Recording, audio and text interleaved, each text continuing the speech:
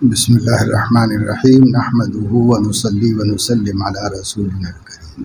دن میں سوالات کی مجلس میں سوالات کی تعداد زیادہ تھی اور دیر سے آنے کی وجہ سے اگلے مہینے کے لیے اس کو محفوظ کروا دیا گیا ہے۔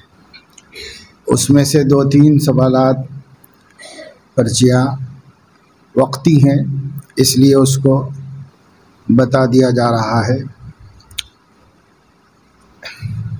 میرے بھائی کا گزشتہ سال انتقال ہو گیا ہے، اب تک بہت یاد آتی ہے، اس لیے دعائے مغفرت کی درخواست ہے۔ دعا کرتے رہنا چاہیے، ہم بھی دعا کرتے ہیں کہ اللہ تعالیٰ مغفرت فرمائے، درجات بلند فرمائے۔ عمر بھر کرنا چاہیے رشتہ داروں کو۔ قرآن مجید میں ایک آیت، ایک دعا ہے، وہ سب کو پڑھنا چاہیے۔ ربنا اغفر لنا ولاخواننا الذين سبقونا بالایمان ولا تجعل في قلوبنا غلا للذين آمنوا ربنا انك رؤوف رحیم۔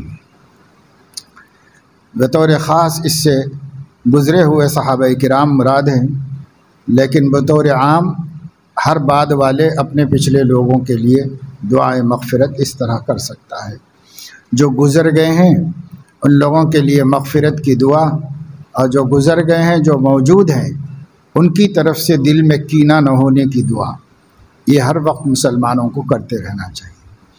ایک صاحب کا یہ بھی وقتی سوال ہے، اپنا نکاح والدین کے حوالے کر دیا کہ جس سے کرنا چاہیں میں کر لوں گا، لیکن ان لوگوں کے درمیان میں اختلاف ہے،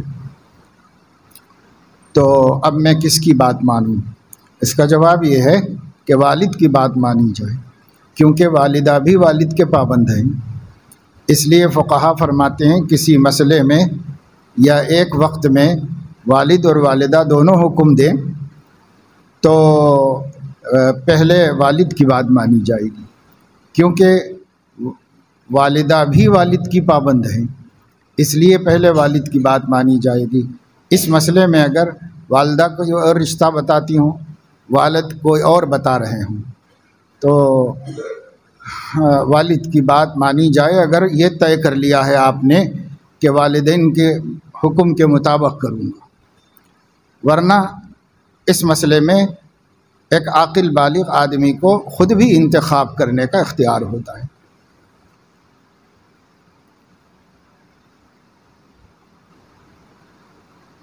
ایک صاحب عالم دین ہیں، کام کر رہے ہیں، ان کو جو دشواری ہے اس کا جواب بھی اور 1 مہینے تک کیوں مؤخر کیا جائے؟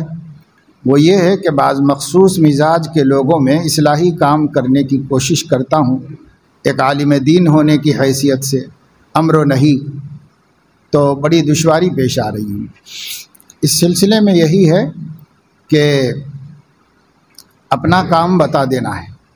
عالم کی ذمہ داری منوانا نہیں ہے، نبی کی نہیں ہے تو ہماری کیا ہوگی؟ تو منوانے کی چکر میں پریشانی ہوتی ہے۔ ہمارا کام منوانا نہیں ہے، ہمارا کام بتلانا ہے، بتلاتے رہو۔ اگر یہ فطری بات ہے کہ اگر ہم خیر خواہی کر رہے ہوں اور علم کی روشنی میں غلطی بتا رہے ہوں، پھر بھی کوئی اپنے کو مستغنی سمجھتا ہے، نہیں مانتا ہے، تو دین کے خدمت گزار کی دل شکنی ہوتی ہے۔ کوئی بات نہیں، یہ تو نبیوں کی بھی ہوئی ہے، تو اس لیے ہماری بھی ہوتی ہے، تو کوئی بات نہیں۔ باقی اپنا کام یہ ہے کہ بتا دیں، اور بسا اوقات جب یہ سمجھ میں آ جائے کہ اس کو ہماری ماننا ہی نہیں ہے، تو پھر ایسی صورت میں 1 سے 2 مرتبہ بتانا بھی چھوڑ دیا جائے۔ بس اللہ سے دعا کریں کہ اللہ اس کو ہدایت دیجیے، اس کو سیدھا رستہ دکھا دیجیے، اس لیے کہ جب وہ آدمی ہم کو نصیحت کا اہل ہی نہیں سمجھ رہا ہے تو اس کو بولنے کا کیا فائدہ ہے؟ اس کو بتاتے رہیں، 1-2 مرتبہ حق کا احقاق کر دیں، بات سمجھ میں آ گئی ہے، اب نہیں عمل کرتا، چھوڑ دیں اس کو، اللہ کے حوالے کر کے دعا کریں۔ جب تک اگر فتنے کا اندیشہ نہ ہو تو یاد دہانی کرا دیں، اور اگر بالکل بھی امید نہ ہو تو بس ما علینا الا البلاغ سمجھ کر بات پہنچا کے اللہ کے حوالے کر دیں۔ ایک صاحب کو من میں یہ سوال آتا ہے کہ مجلس میں اگر کوئی ٹیک لگا کر بیٹھتا ہے یا کوئی اور غلط کام کرتا ہے تو آپ کی نظر پڑے تو آپ تنبیہ کر دیتے ہیں، مگر میرے من میں ایسا آتا ہے کہ کیوں اس کو سب کے سامنے ایسا بولا جاتا ہے؟ وہ کوئی عام آدمی ہے، یعنی خاص سالکین میں سے کوئی ہو تو اس کو تو بول سکتے ہیں، مگر عام آدمی کو کیوں؟ اس سے وہ متنفر بھی ہو سکتا ہے۔ یعنی یہ اگر مناسب سمجھیں تو آپ وضاحت فرما دیں۔ وضاحت اس کی یہی ہے کہ جو لوگ بھی یہاں آتے ہیں وہ اتفاق کے کوئی مصلی نہیں ہے کہ مسجد کے مصلی بیٹھ گئے ہیں، بلکہ جو بھی یہاں آتا ہے سب اصلاح و تربیت کے لیے ہی آتا ہے۔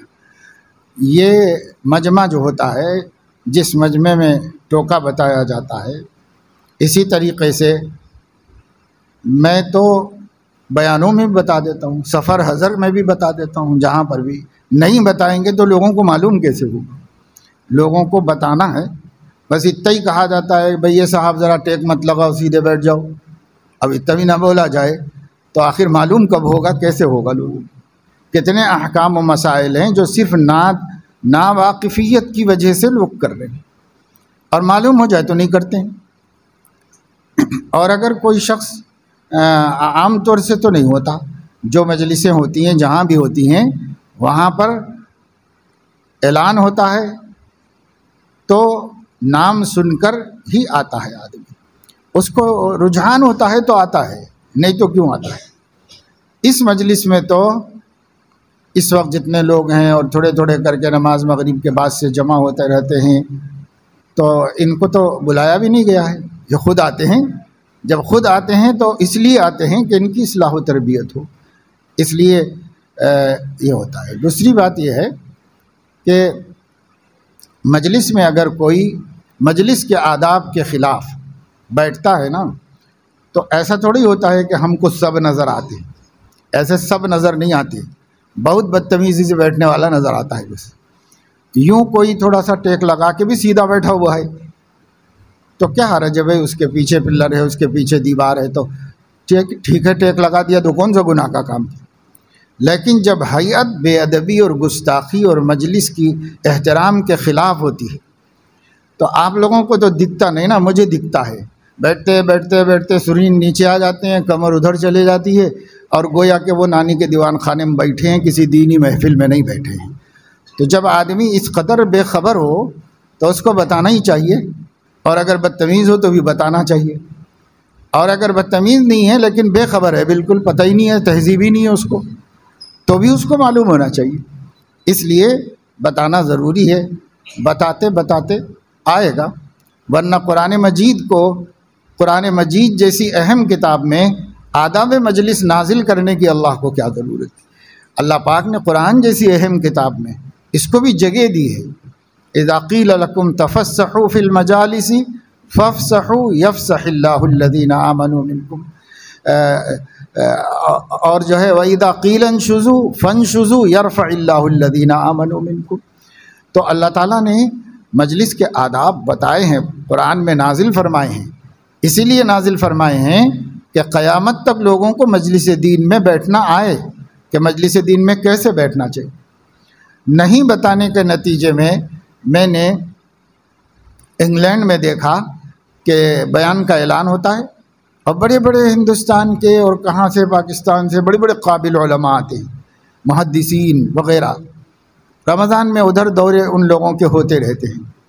میں تو کبھی کسی وقت گیا تھا رمضان کے ایک دو دن بھی دیکھا وہاں کیسے رمضان گزرتا ہے۔ بس تو مسجدوں میں اعلان ہوتا ہے کہ سب فلاں عالم دین کا بیان ہوگا، ہندوستان سے فلاں بڑے بزرگ آئے ہیں ان کا بیان ہوگا، تو بڑے بزرگ حضرات تو بیٹھ جاتے ہیں صفوں میں۔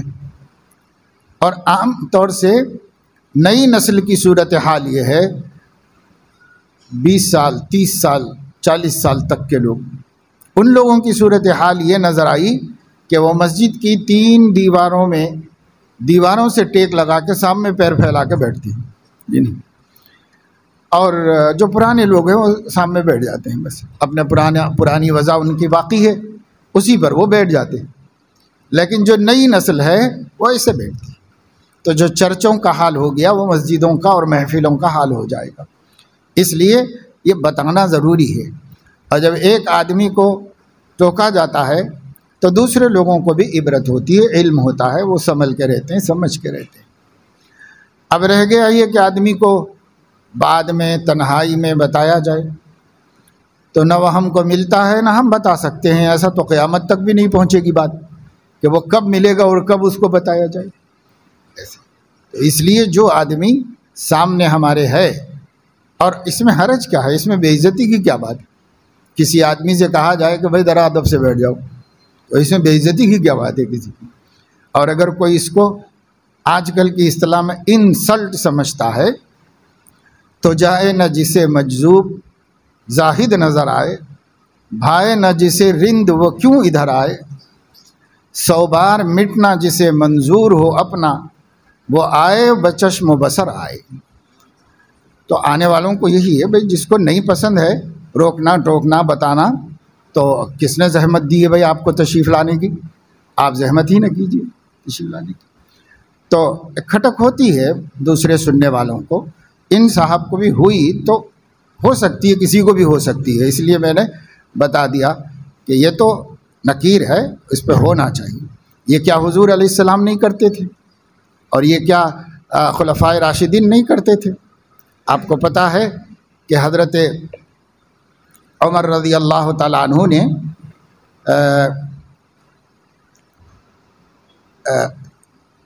جمعے کے خطبے میں کسی ایسی ویسی شخصیت کو نہیں، حضرت عثمان غنی رضی اللہ تعالیٰ عنہ کو، صحیح بخاری میں روایت ہے، تاخیر سے آئے تو خطبے میں پوچھا یہ وقت ہے آنے کا مسجد؟ حالانکہ وہ معمولی شخصیت نہیں تھے، ہر اعتبار سے بڑے مرتبے والے تھے، انہوں ان سے خطبے میں پوچھا آپ کے آنے کا یہ وقت ہے؟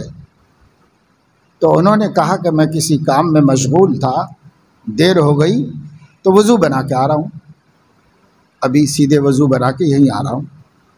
تو فرمایا اور اوپر سے وضو بنا کے، غسل کر کے آنا چاہیے وضو بنا کے، تو یہ بھی تنبیہ فرمائی۔ اور خود حضرت عثمان غنی رضی اللہ تعالیٰ عنہ کی مبارک آنکھوں نے کسی آنے والے کو دیکھا خطبے کے دوران کہ اس کی آنکھ میں بدنگاہی کی ظلمت نظر آ رہی ہے، تو آپ نے خطبے ہی میں فرمایا کہ ان لوگوں کا کیا حال ہے جو آنکھوں سے زنا کرتے ہیں۔ تو بعض چیزیں ایسی ہیں موقتی طور پر بولنے کی ہوتی ہیں، گھر میں لے جا کے لفافے میں بند کر کے تحفہ دینے کی نہیں ہوتی، اسی وقت ٹوکنا اور اسی وقت درست کرانے کی ہوتی۔ تو وقتی طور پر جو کام ہوتا ہے وہ وقتی طور پر ہی کر دینا پڑتا ہے۔ ہاں ایسی کوئی غلطی کسی کی ہے جو اس کی عزت سے متعلق ہو، تو یقیناً اس شخص کو بعد میں الگ سے تنہائی میں سمجھانا آداب میں سے ہے، نہیں انل منکر کی۔ لیکن یہ عزت کا مسئلہ نہیں ہے، یہ تو دین کی عام تعلیم ہے، سب کے واسطے ہے، اس میں کیا عزت وابستہ ہے؟ ہاں آدمی اگر متکبر ہو تو وہ سمجھتا ہے کہ بے عزتی ہوئی، ورنہ ایسی باتیں تو عام محفل، دین کی محفل ہے، دین ہی کی باتیں ہوتی ہیں، عام ہے، ہونا چاہیے، اس میں کوئی حرج نہیں ہے۔ بلکہ ایسا بولتے رہنے سے یہ مجمع ہے، آپ جا کر بہت سارے علماء کی مجلسوں کو دیکھو، لوگوں کی بیٹھکیں کیسی ہیں۔ ہاں البتہ ایسا ہوتا ہے کہ ہم کسی نئے مقام پر جاتے ہیں، ہمارا تلنگانہ بھی نہیں، ہمارے جاننے والے لوگ بھی نہیں، نئی جگہ پر جاتے ہیں، تو ایسے کئی بدتمیز نظر آتے ہیں مجلس کے اندر، لیکن ہم کہتے ہیں ان کو دیکھو بھی نہیں، اپنی بات بولو اور ادھر نظر بھی مت کرو، نہیں کرتے۔ ایک جگہ ابھی قریب میں ایسی ہی ایک مجلس میں ایک نوجوان بیٹھے رہے، پوری مجلس ختم ہونے تک ان کی بیٹھک ایسی ہی تھی بالکل۔ ابھی مہاراشٹر میں ایک جگہ گیا تھا، اور لوگ سب نہیں، ایک ہی آدمی اسی طرح بیٹھے رہے، برابر الجھن ہوتی رہی اور برابر بیان متاثر ہوتا رہا، نہ دیکھنے کے باوجود جب مجمع کو دیکھتے ہیں ایسا کوئی آدمی آنکھ میں آ ہی جاتا ہے۔ تو جب ہم نے بیان پورا ختم کر دیا اور اس کے بعد دعا کا اعلان ہوا، تب میں نے کہا بھائی دعا کے لیے سب لوگ صحیح بیٹھ جاؤ، اب دعا ہوگی۔ تو سب لوگ دعا کے لیے بیٹھ گئے، تب میں نے کہا کہ ہمارے اس مجمع میں ایک صاحب ایسے ہیں جنہوں نے پورا بیان بے ادبی سے سنا ہے. اب وہ آپ لوگوں کو تو نہیں معلوم ہوگا، ان کو چاہیے کہ آئندہ ایسا نہ کریں، جس محفل میں دین کی بیٹھیں ادب سے بیٹھا کریں. تو موقع ہو تو ایسا ہوتا ہے، نئی جگہوں پر نئے لوگوں کو بتانے کی بات ایسی ہوتی ہے. لیکن یہ مجمع تو بھائی سب بتانے ہی کے قابل ہے، ان کو نہ بتانا ظلم ہے، ان کو بتانا ہی چاہیے جو یہاں پر آتے ہیں. سبحانک اللہم و بحمدک اشہد ان لا الہ الا انت استغفرک.